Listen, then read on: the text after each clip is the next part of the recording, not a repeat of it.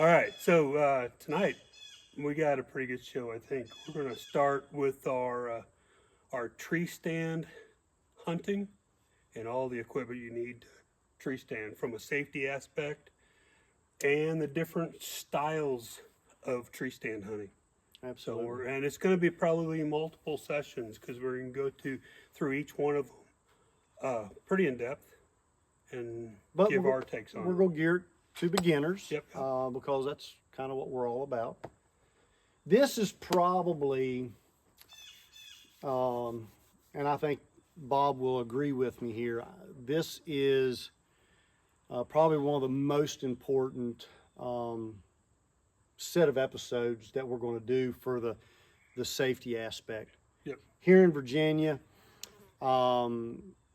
we've got way too many hunters falling out of tree stands, and most of it's because they're either not wearing a fall arrest system or a harness, or they're not staying connected to the tree. They're not wearing it properly and using it properly, or not wearing it at all. Yeah. I mean, we're in the 2020s, and there's still people out there that don't feel like they need it. That's right. Yeah. So. And it's showing on the incident reports every year here in Virginia. Yep. And it's not just Virginia. It's across the nation. nationwide. Yeah. It's nationwide. So please, you're gonna see Bob and I really stress safety and connecting to the tree with all the different systems and styles. You know, we're going to be talking about that. So some of this is going to be repeated, but it doesn't hurt to hear it more than once.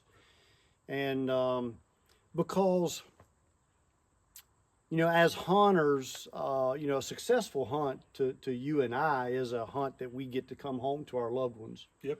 And talk about what we saw or what we didn't see or what we missed or what we harvested or whatever. And being able to say the stories. that's right. Yeah. That's right. And so we're gonna be talking a lot about that. And let's start talking about hunting from tree stands or hunting from an elevated position. Mm-hmm. And we're just going to walk our viewers through what's available.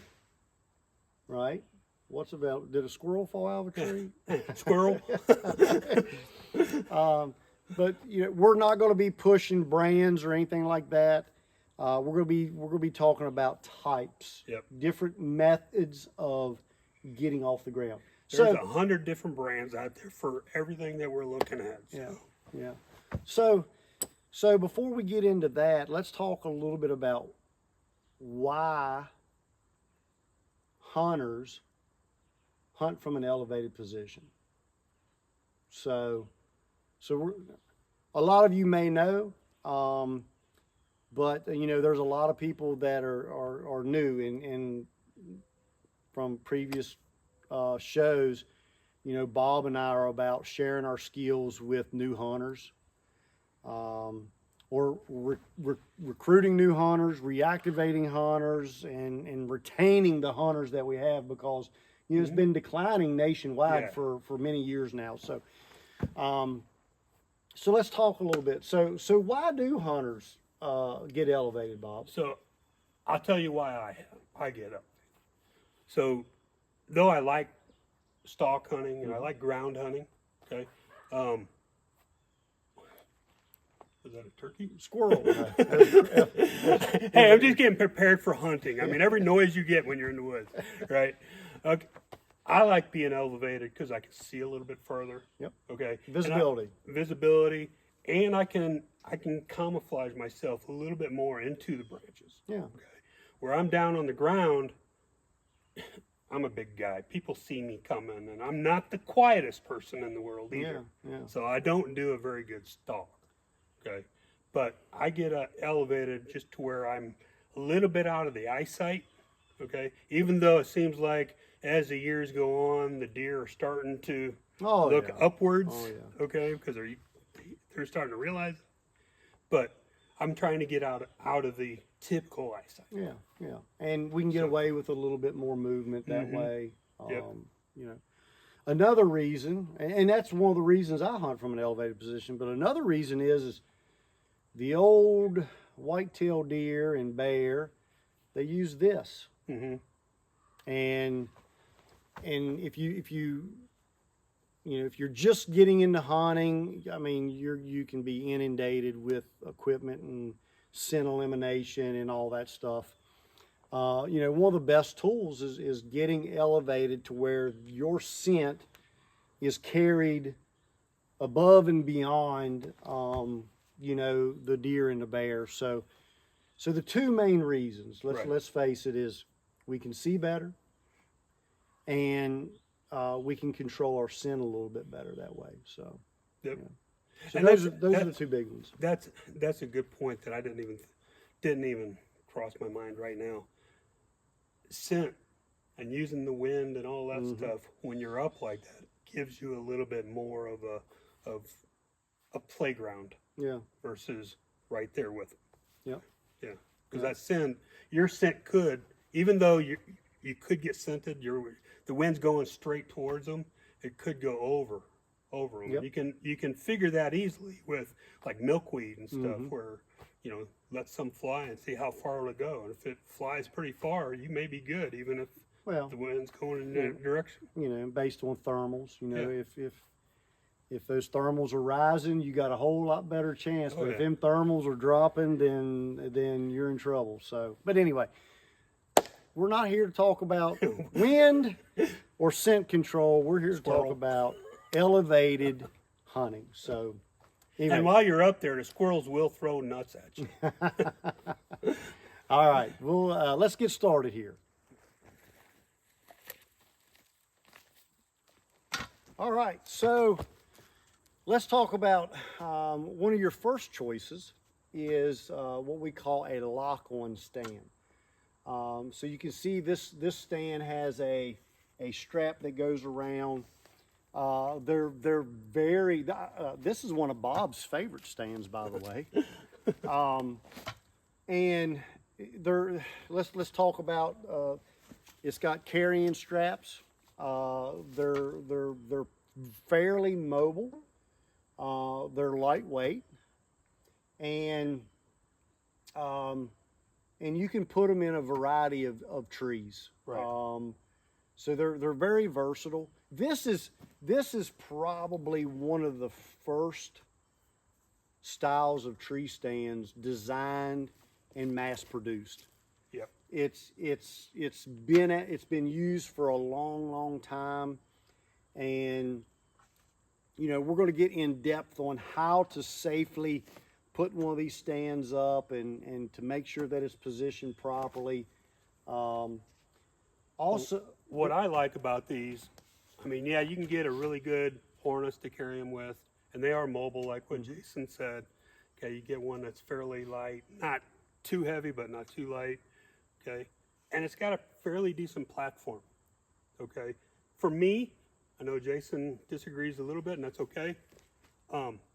I can sit in this all day. Okay, this small little area doesn't mind. I'm a sitter anyway. Okay, I'm not much of a fidgeter. Okay, Jason's more of a run and gun, so he's wanting to get going. Okay, but I can sit there the whole day. I've done 8-hour hunts in this, 10-hour hunts in these things. Okay, you can flip them up, and you can get up and stand. You can sit down. So there is a little bit of movement. Okay, they are pretty secure. Okay, just like any of the other ones, it's going to be pretty secure once you get in there and get it locked in. Yep. Okay, but that's the reason why I like it. Okay, you get a fairly decent one in a fairly decent tree. You can sit there. I can sit there for all day. Yeah, they're very comfortable and lightweight and. Now you can get the ones that's got the big old seats in them, and they actually got like almost recliners and the whole works. And a lot of them are very adjustable. Because not every tree is perfectly straight. Right. And the tree, and what I mean by that is the tree that is closest to the game trail or closest to the food plot that you're hunting, You know, so manufacturers are making these things a whole lot more user-friendly and adjustable. Yeah, and I tell you what, the ones now, they bite into the tree so much that sometimes it's hard to get them undone. Mm-hmm. Yeah. Okay, so the security with these things has gotten so much better since I was tree stand hunting way back. Yeah. Okay, and they make them to where you can get adapters where you just put the adapter on the tree. And Let's they say, yeah, they just slide on. You hook them up down at the bottom, and you can have multiple of them adapters with one stand. Yeah. Okay. And it's a lot easier to hang them. Yeah. Yeah. So there's a lot of variety with these. Yep. But are these the best one for you? It's a personal thing. And that'll be up to you all. Yeah, it's a personal thing. With all tree stands, especially lock-ons, you know, Bob and I recommend, you know, climbing sticks, you know, rather than the screw-in type. Oh, well, there's a reason for that. You don't want to damage trees. With that, plus it's against the rules in public ground. Yeah. Right? So on public grounds, you cannot screw anything in. Yep, not supposed to. Yep. And they can pull out. Yeah. And so here's the safety piece. We don't recommend a screw-in type step because it damages the tree. It may be illegal if you're hunting a buddy's property. They don't want you damaging their trees, and let's face it, they're not the safest option out there. So, you know, a good climbing stick. We're going to show you a few different styles of climbing sticks, but and they won't damage the tree, and they're a whole lot safer, and it's like climbing a ladder. So. And I know some people are afraid of leaving their equipment out. Okay, whether it's any one of the systems that we have. Okay, you could always put a lock around it and lock it right to the tree. What I do a lot of times, I may leave my hang-on out there, but I pull my sticks down. So unless they have a set of sticks, they're not getting up there. Yeah, if you're hunting public ground and you're afraid of somebody. Yeah.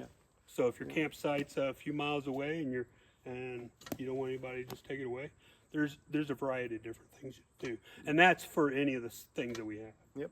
So. And along with a lock on, you want to make sure that you wear a fall arrest system, a harness. You want to make sure that system has a what we call a climbing rope. This climbing rope I use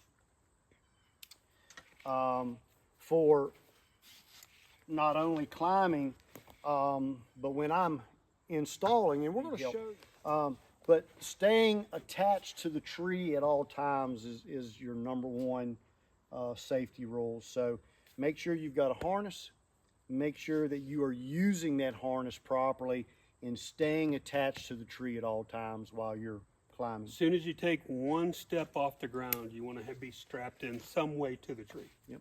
Okay. Don't climb up a few steps thinking, oh, it's only 5 foot, I just fall 5 feet. You can get hurt a foot off the ground. We can fall standing on our feet and hurt ourselves. Well, I do fall. And then there's other equipment out here. This is called a lifeline.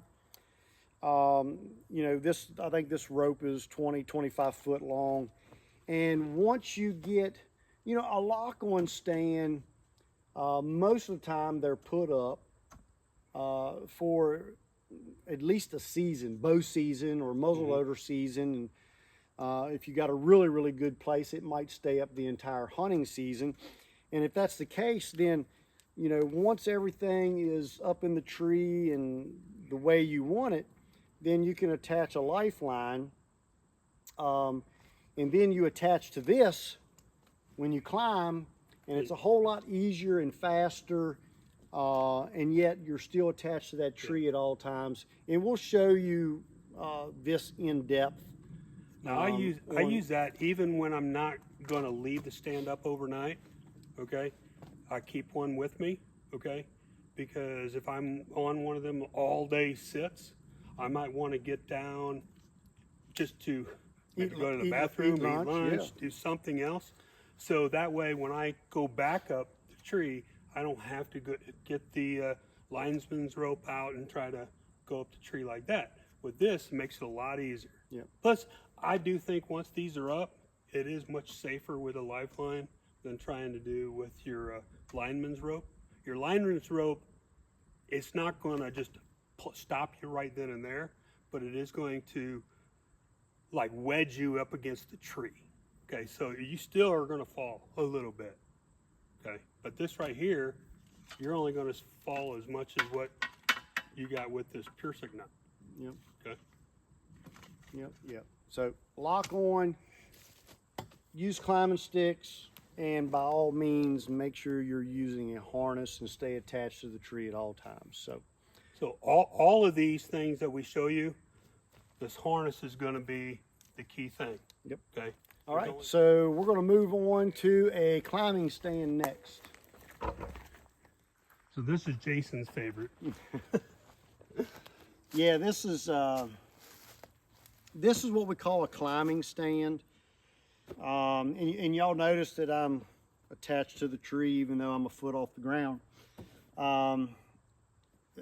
A climbing stand is my favorite, although you know, sometimes I get pretty deep in the woods, and some days the rut's on and I want to stay all day. Right. This is just so much more comfortable for me, and so it's one of my favorites. But a climbing stand is, and I'm not going to climb because I'll get out of frame, but basically you hook your feet in the stirrup, and you know, you're gonna lift and climb yourself up the tree, and again, but you know, it's very similar to a lock-on. Mm-hmm.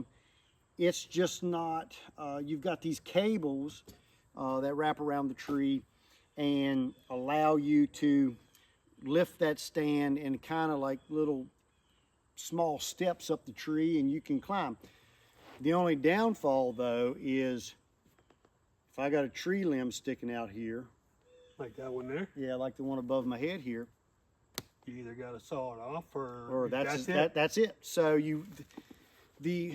But if you go to the tree next to it, you guys can't see it, I know, but you can get up there 30, 40 feet. Yeah. That's the one thing that I am impressed about these things, that the only thing that limits the height on them is if you get to a branch or to a fork.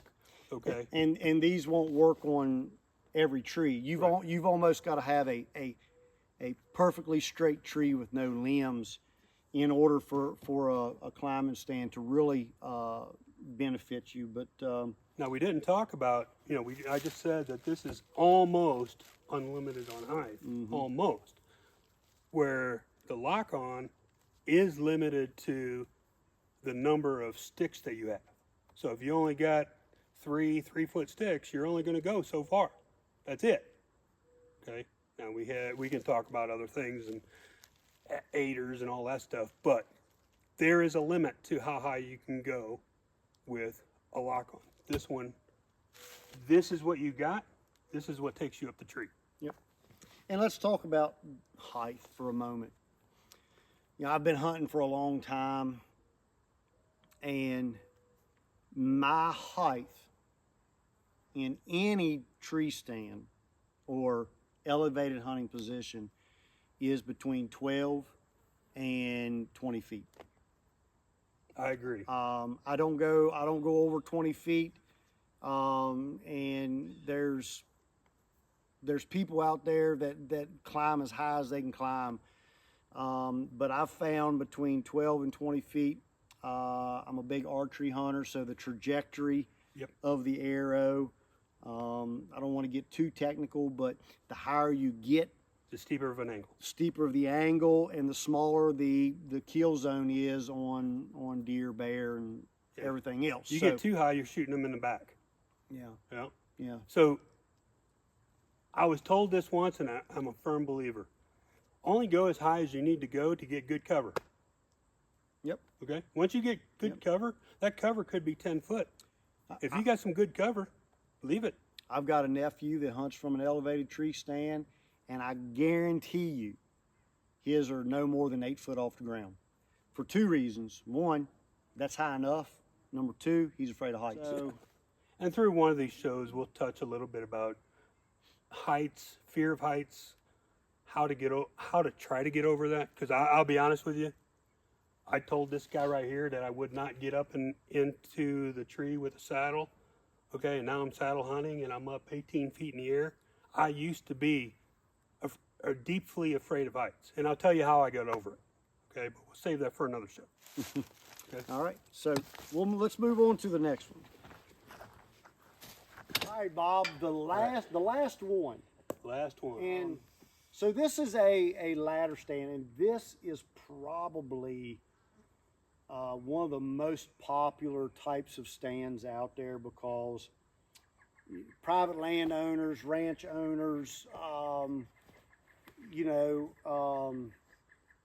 bet you between me and my family, we've got a half a dozen ladder stands because we stick them up and they're there all year and year after year. Now, I want to talk about safety with that.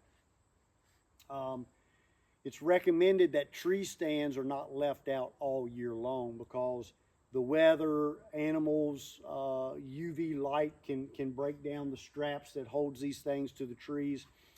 So if you're like me and you're leaving a ladder stand out year round, year after year, I replace the ratchet straps that hold these things to the tree every year. Ratchet straps are not that expensive, and it is well worth not falling. So, but yeah, ladder stands are very, very popular. Downfall. It takes more than one person to put up. And they're even the smallest ones, you should have at least one other person to help you. Yeah. Okay, because you can get hurt. Yeah, and they're not very mobile. No, they're not. I mean, this is a two-man ladder, and I believe it's a 16-foot to the platform. I mean, it's mobile, but you'll be putting this in the back of a truck, a four-wheeler, or something like that, dragging it out where you think you're going to be. And you need help. And you'll need help putting it up. So it's not permanent, but yet it is permanent. Yeah. Okay. But a lot of people like them because, hey, it's a ladder. It's a ladder, and I think everybody's climbed a ladder at some point in their life. It's no different than the ladder you may have in the garage, in the barn, in the workshop. You know, it's no different than that. Mm-hmm. Okay. The rungs are the same width, height, and the width is the same as that aluminum ladder you may have. Okay. The only difference is you got a nice little seat up there. Mm-hmm.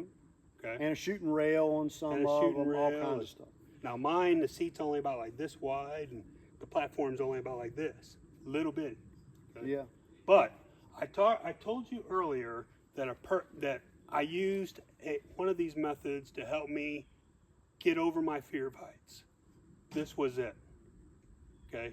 Now, when I first put my stand up, I think I only put it up about 9 feet. Okay. And it was halfway through the season, and I was feeling really good, and I put the rest of the way up. I think it's up to 14, 15 feet or whatever it is now. Okay. And I don't have any problems going up and down that ladder and getting into it. But that's actually what helped me get over a fear of heights. So. Good tip for you. Yep. Now, just like every other tree stand, right here in Bob's hand is a lifeline.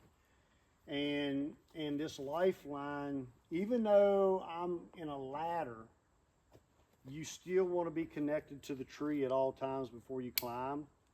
So you definitely want to hook up a lifeline to a ladder stand because snowy, rainy weather, your feet can slip off of here. There's all kinds of things that can happen, and this is going to keep you from hitting the ground. So, yep. Tip: never leave the ground unless you've got a fall arrest system on and you're attached to the tree. Never. So whether it's a lifeline or a lineman's rope or a climbing rope, okay, you need to have that attached. And don't do like what you may see on other shows on TV or what have you. that, oh, it's okay if I climb up this far and then I grab it up there. No, as soon as you make that first step, this should be connected. Yep. Okay? Now, that's part of the reason why you need help. Okay? Because when you go to put this thing up, you need to have this in place. Well, this is actually, you know, a proper way, and I think Bob is getting there, is you actually attach your line or your lifeline to your tree stand. Exactly. And then you get, for a stand this size, it takes at least 3 people. Yep. So it takes 3 people to set it up, get it into position, and then 2 people hold the ladder up against the tree while the other person attaches, climbs. So you're relying on 2 other people to hold that ladder and to keep it from slipping while you climb up, fasten that tree or that tree stand to the tree, and then you attach to the tree with your climbing belt, reposition your lifeline to the tree then, and then you're ready to go. Now, what I do a lot of times is the straps that's up there, I'll have them hanging and I just wrap them around the tree to keep it up against the tree a little bit. It's not secured perfectly, but at least it's going to keep it from moving too much. But like Jason said, this is attached to the top of the tree or top of the stand, and when you get up there, you reposition it to the tree. That's right. Okay, and when you're up there, you could actually stay attached to this, put a lineman's rope on, go around the tree, just unattach this from the ladder stand, attach it back to the tree, and then you're safe. Yep. Okay. Again, you're always attached to the tree in all of these systems for safe climbing and safe hunting. So if you have some friends that will help you, if you got family members that you're hunting with, and you're a fear of heights, start with this. And you don't need to be super duper high. Mm-hmm. Go up 10 feet, go up 8 feet. I think you were telling me earlier. You were saying earlier that my nephew doesn't go any higher than 8 feet. If he most of his stands, I'm not kidding, I can touch the platform with my hand. No kidding. And the boy kills deer and bear every year. So there it is.